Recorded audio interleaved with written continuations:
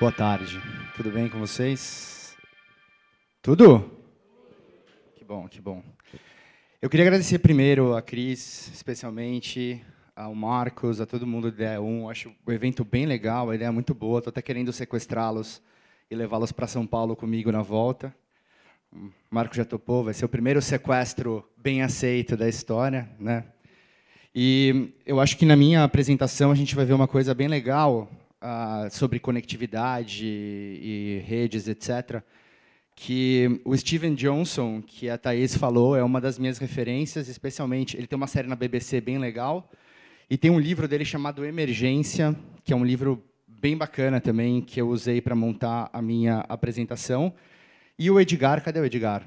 Não tá mais. Ah, Edgar. O Edgar falou do Bauman, e tem o Bauman aqui também. E eu vim falar para vocês sobre rede, sobre conectividade, sobre tudo isso que está acontecendo, toda essa mudança, de um ponto de vista um pouco mais amplo, mais sociológico, mais filosófico. E meu tempo está acabando, se eu continuar falando, vai acabar e não vai ter apresentação. A gente tem 3 objetivos rápidos hoje, simples, que basicamente a gente falar um pouco sobre esse momento de transição que a gente está vivendo, entender como que alguns conceitos de rede, essa história de hiperconectividade, de integração e etc., como isso pode ser fundamental para a gente descrever melhor esse futuro que está por vir e tentar construir um novo olhar. Além disso, eu tenho uma esperança, e eu quero fazer um acordo com vocês. Eu espero que a hora que eu terminar de falar, vocês tenham mais perguntas do que respostas na cabeça. Porque eu acho que é isso que empurra a gente para frente. O mundo está mudando. Isso aqui é uma foto da Tunísia. A gente tem algumas revoluções acontecendo. Nos últimos anos deu uma amansada, mas até 2013, 2014, a gente viu movimentos pipocarem em vários lugares do mundo. O Occupy nos Estados Unidos, coisas na Europa, Ucrânia, Madrid. E várias coisas surgindo, movimentos que não têm líderes, movimentos que desafiaram instituições já muito estabelecidas, sejam elas sociais, políticas e etc. Aqui é uma foto em São Paulo, no Largo da Batata. Essa foto eu acho bem simbólica, em Brasília, isso em 2013 também. E tem alguma coisa diferente acontecendo nessas revoluções. Essas pessoas todas estão deixando de usar meios tradicionais de mudança e estão começando a buscar coisas um pouco diferentes. E é nesse ponto que eu quero conectar uma ideia que o Bauman, que é esse velhinho simpático aqui da foto, ele resgata um conceito latim que surgiu lá no Império Romano, chamado interregno. Alguém já ouviu falar dessa palavra? Sim ou não? Sim? Me corrija se eu estiver errado, então. É um conceito que surgiu na época do Império Romano para descrever um período do Império quando a linhagem do imperador terminava e não existia um substituto natural. Então, o Império ficava um tempo deliberando sobre quem substituiria. Isso foi adotado depois pela Igreja Católica para falar sobre os períodos sem o Papa. E o Bauman fala que a gente está vivendo num momento de interregno no sentido mais sociológico da coisa. O que ele quer dizer com isso?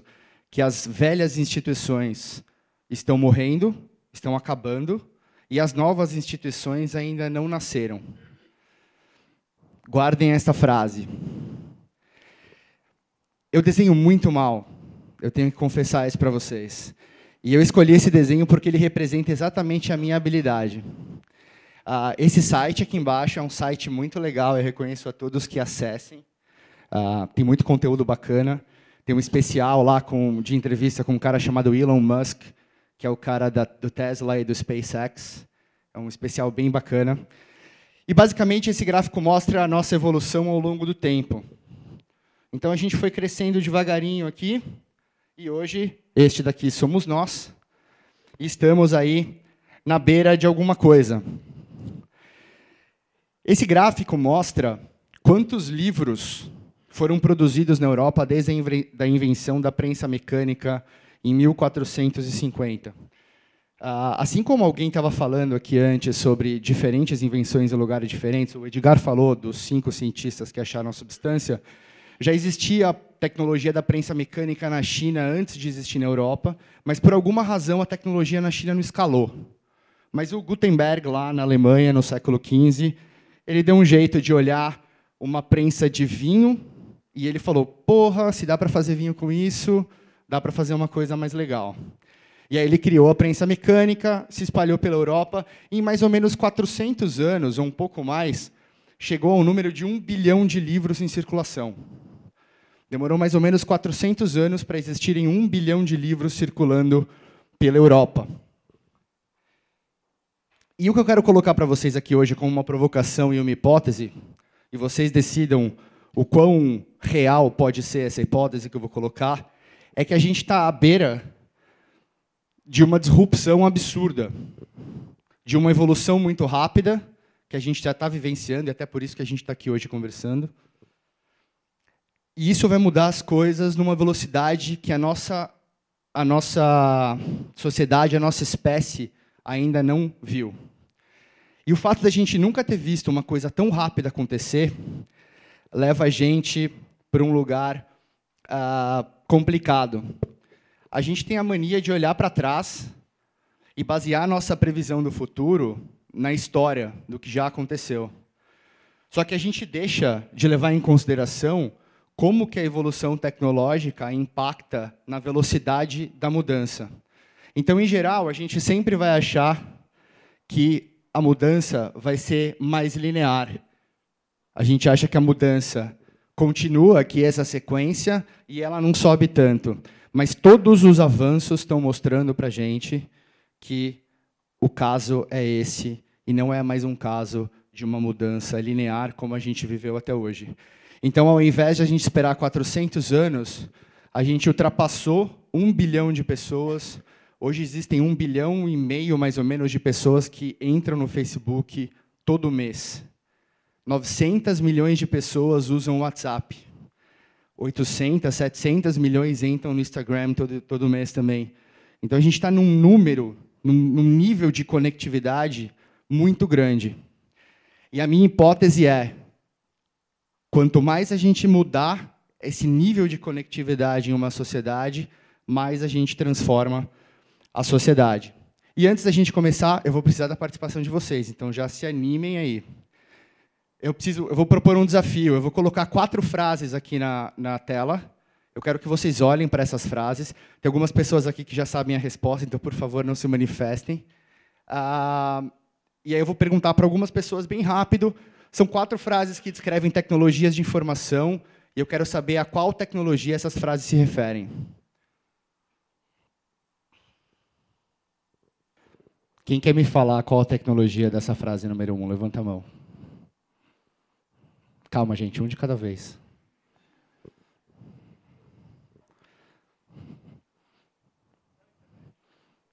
Internet.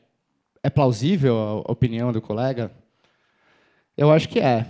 Segunda, quem quer falar? Você de novo, pode ser? Edgar.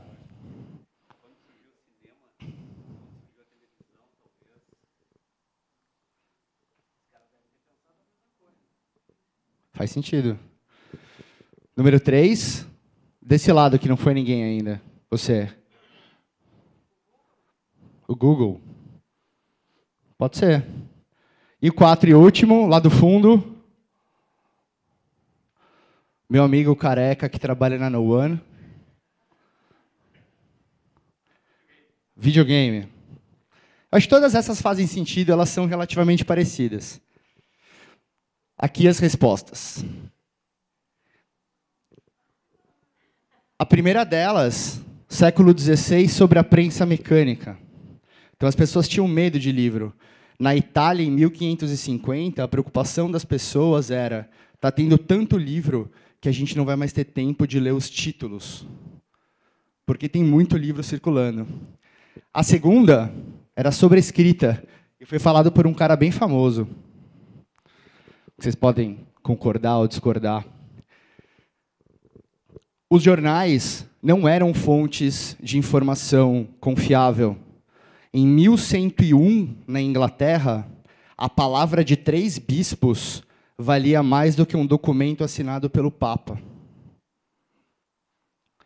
E, por fim, a 4, que eu acho a mais legal, porque eu concordo bastante com ela, é que a escola ia acabar com as nossas crianças. Depois a gente discute se isso é verdade ou não é. O meu ponto é o seguinte: toda essa nossa preocupação sobre o que vai acontecer, vai mudar o mercado e etc., isso é uma coisa que acompanha a nossa civilização desde os primórdios. Sempre houve conflito entre o velho e o novo. Só que agora, como eu mostrei naquele meu gráfico super bem desenhado lá atrás, a gente não está basicamente numa era de mudanças. A gente tem a oportunidade de ser protagonista num período de mudança de era. Daqui a 15, 20 anos, as coisas vão ser muito diferentes do que elas são agora. Ontem eu estava lendo uma matéria na Wired sobre uma nova tecnologia, que até está rolando uma briga judicial de patentes nos Estados Unidos, que agora os caras conseguem editar o DNA como se fosse Ctrl+C, Ctrl+V. Isso em seres vivos. Então, o cara pode colocar o negócio dentro do seu corpo e editar o seu DNA meio que em tempo real, assim. Depois me perguntem a referência, que é bem interessante, e até dá um pouco de medo, né? Porque, porra, o que os caras vão fazer com isso? Isso foi o caso da imprensa. A imprensa surgiu, mudou o cenário na Europa, provocou uma revolta da galera que trabalhava com teatro, porque falou que o livro ia acabar com o teatro. Mais ou menos o que a gente vê hoje dos hotéis falando do Airbnb, dos taxistas falando do Uber. E a questão é, sempre que uma tecnologia de comunicação nova surgiu, ela alterou a maneira como a informação flutua na sociedade, como a informação circula, e isso transformou a sociedade. E as redes humanas, que a gente tem falado tanto de rede, a nossa sociedade é uma rede. As redes humanas, elas operam em cima dessa estrutura de circulação de informação. E é o padrão de circulação da informação que determina o modelo da instituição e como as coisas vão acontecer. Eles vão mudando de tempos em tempos. Agora é cada vez mais rápido esse tipo de mudança. Isso impacta diretamente na qualidade, no tipo de instituição. Não à toa a gente está questionando o modelo de democracia, participação, político, partido e etc. E o interessante é que esse ponto de vista está impactando diretamente em diversas áreas diferentes, além das áreas tecnológicas propriamente ditas.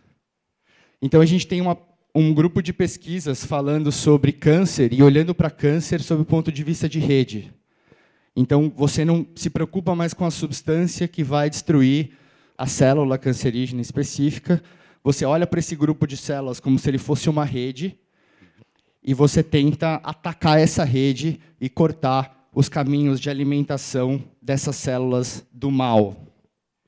Algumas pesquisas na União Europeia sobre a estrutura de leis do bloco inteiro. Então, como que estruturas locais de leis, especialmente tributárias, impactam no funcionamento das leis do bloco. Então, hoje, para mudar uma lei do bloco, você tem que olhar para a rede inteira. As manifestações, como a gente já falou no começo da apresentação, isso daqui é uma análise baseada em 70 mil tweets coletados na época, acho que em março, quando teve aquela manifestação em São Paulo, que teve, sei lá, quantos milhões de pessoas, que dá para ver bem claro aqui a polarização entre PSDB e, enfim, e o PT ali em cima, mas dá para ver esse miolo gigantesco aqui no meio, com uma série de outras narrativas que antigamente não tinham espaço para aparecer. E hoje elas estão aparecendo. Esse é um videozinho rápido sobre o impacto da informação e do acesso à informação.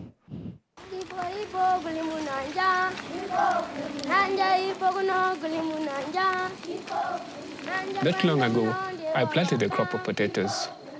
Then suddenly they started dying one after the other. Checked out the books and they didn't tell me much. So I went and I did the search. Potato diseases. One of the websites told me that ants could be the problem. It said sprinkle wood ash over the plants. Then after a few days, the ants disappeared. I got excited about the internet. I have this friend, he really would like to expand his business. So we went with him to the cyber cafe and we checked out several sites. When I met him next, he was going to put a windmill at a local school. I felt proud because something that wasn't there before was suddenly there. I realized that not everybody can be able to access what I was able to access. I thought that I need to have an internet that my grandmother can use. And so I thought about a notice board, a simple wooden notice board. When I get information on my phone, I'm able to post the information on the notice board. So it's basically like a computer. I use the internet to help people. I think I'm searching for a better life for me and my neighbors. So many people have access to information, but there's no follow-up to that. I think a follow-up to that is our knowledge. When people have the knowledge, they can find solutions without having to be helped out. Information is powerful, but it is how we use it that will define us.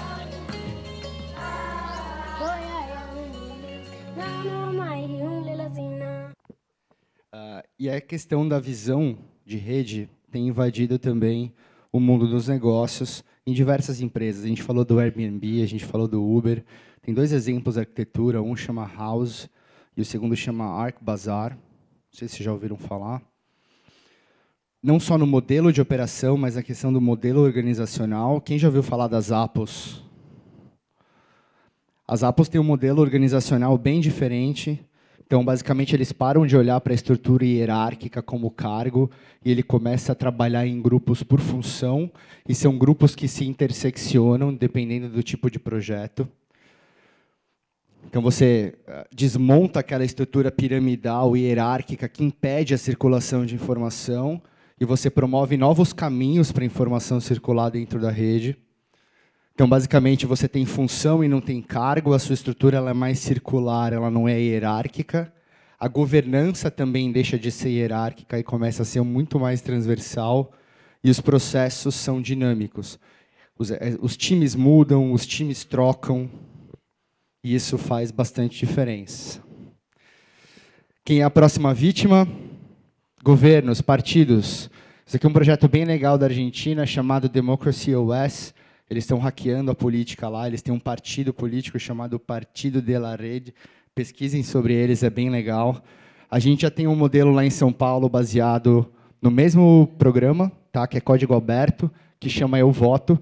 Sempre que rola uma lei nova na Câmara em São Paulo, eu recebo um e-mail falando da lei e eu posso dizer se eu concordo ou se eu discordo daquela lei. Enfim, temos hoje um pouco mais até de 40% dos habitantes do planeta conectados na internet. E a gente vive num mundo que foi criado há muito tempo atrás. Todas as nossas instituições, todo o nosso modelo organizacional, empresarial, etc., foi criado nos últimos 100 ou 200 anos. E tem alguma coisa que está errada, né? E isso está aparecendo cada vez mais. A gente está vendo nascer um mundo novo e está na nossa mão participar ou não participar dessa construção.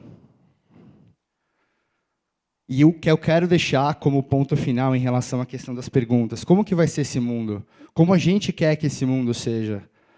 Como a gente vai colocar o propósito no DNA da nova empresa, da nova organização, do novo modelo de trabalho? Eu vou colocar um último vídeo, tem mais um slide, e aí a gente termina.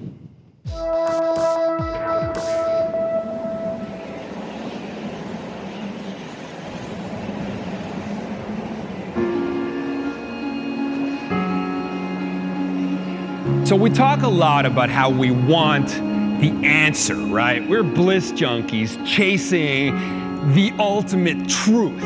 But think about it, aren't we more happy when we're seeking the truth? Aren't we all secretly wonder junkies? Isn't our addiction to the question itself, you know? Once you find the answer, you risk completion. You know, we talk about wanting to find ourselves. We talk about being found. But isn't it more fun to get lost? Aren't we all wanderers ultimately? Aren't we wandering? Aren't we seeking? Why do we love open spaces? Why do open spaces have more appeal than beautiful, cozy, small spaces? Why do we look at the infinite ocean and actually feel a sense of reverence and awe? Instead of being afraid, we look at it as it beckons us to the unknown, to the mystery, to the question. See, that's what it's really all about. That is the state of consciousness that we want to be at, right? We want to be the traveler in search of signification. When you find it, it's over, you know? It's not about the answers, it's about the better questions. You know that quote. And that's really it. That's what I'm looking for in these spaces. That's the Lord of the Ring landscape New Zealand brochure fantasy of getting lost in it, right? It's only when we're lost that we're found. Então, para a gente amarrar tudo isso, eu queria colocar algumas reflexões rápidas. De novo, a gente está vivendo num mundo que foi construído nos últimos 200 ou 300 anos. No caso da escola, quem concordou comigo com aquela frase lá do começo, a escola é uma instituição de, sei lá, 400 ou 500 anos atrás. Você descongelar um cara do século XV e colocar ele aqui na rua agora, ele não vai conhecer nada, mas se colocar ele numa escola, ele vai saber o que é. Então, isso é uma coisa que a gente tem que se preocupar. Então, se a internet é a nova imprensa do ponto de vista da tecnologia de informação que vai conseguir transformar as estruturas da sociedade, como que vai ser o mundo que a internet vai criar?